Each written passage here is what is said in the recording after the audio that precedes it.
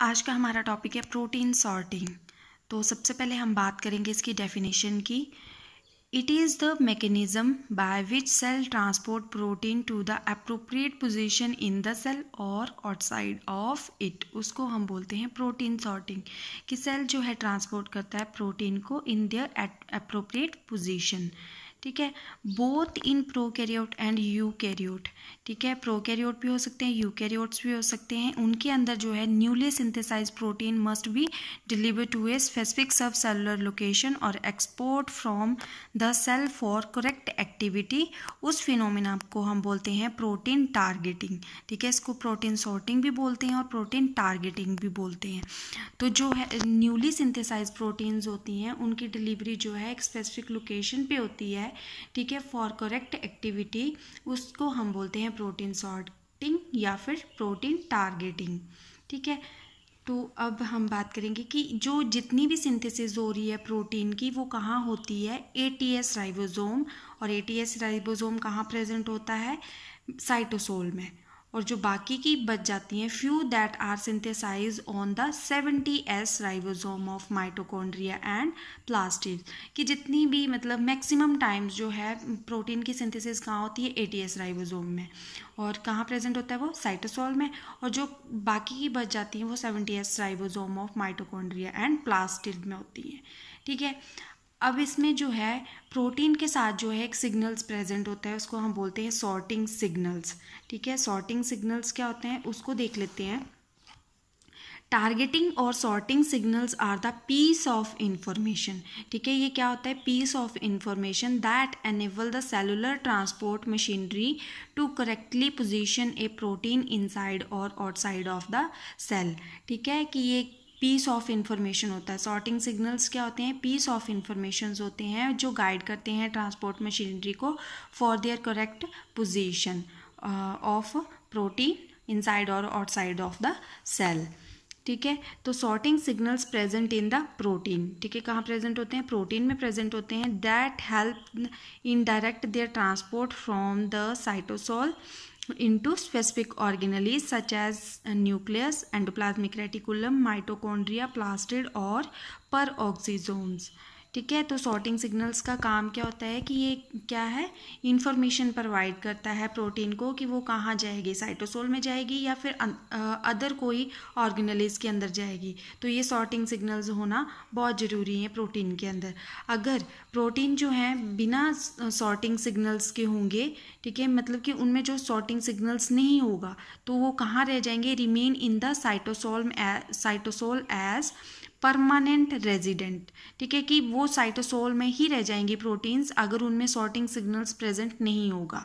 ठीक है, तो इसलिए जो है सॉर्टिंग सिग्नल्स होना बहुत ज़रूरी है, तभी वो प्रोटीन को ट्रांसपोर्ट कर सकती हैं अदर ऑर्गेनेल्स के अंदर।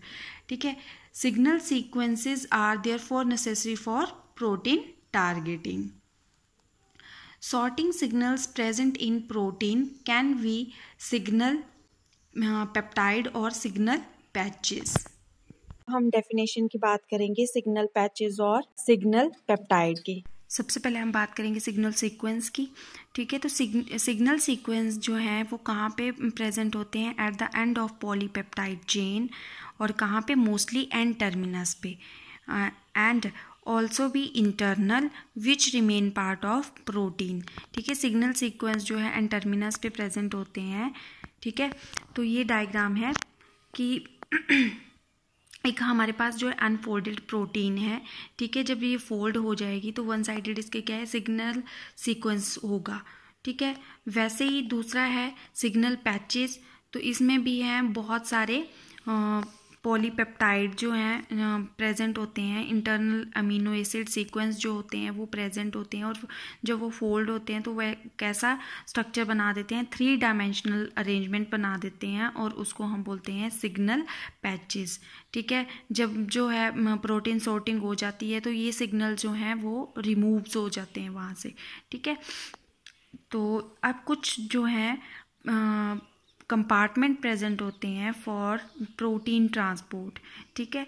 तो सबसे पहले हमारे पास है गेटेड ट्रांसपोर्ट, इसका एग्जांपल आ जाएगा cytosol to nucleus occur through the nuclear pore, ठीक है। गेटेड ट्रांसपोर्ट में जो है हमारा एग्जांपल आ जाएगा साइटोसोल टू न्यूक्लियस, ठीक है।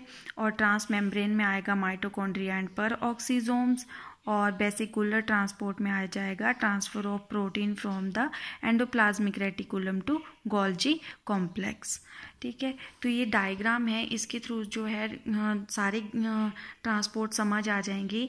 तो साइटोसोल से जो है जो रेड लाइन शो कर रही है वो कौन सा है, गेटेड ट्रांसपोर्ट है, और जो ब्लू लाइन शो कर रही है वो ट्रांसमेम्ब्रेन ट्रांसपोर्ट है, और जो ग्रीन लाइन जो है वो वेसिकुलर ट्रांसपोर्ट है फॉर डिफरेंट ऑर्गेनेलीज, ठीक है। जो ट्रांसपोर्ट थ्रू न्यूक्लियर पोर हो रहा है उसका एग्जांपल आ रहा है हमारे पास न्यूक्लियस, ठीक है।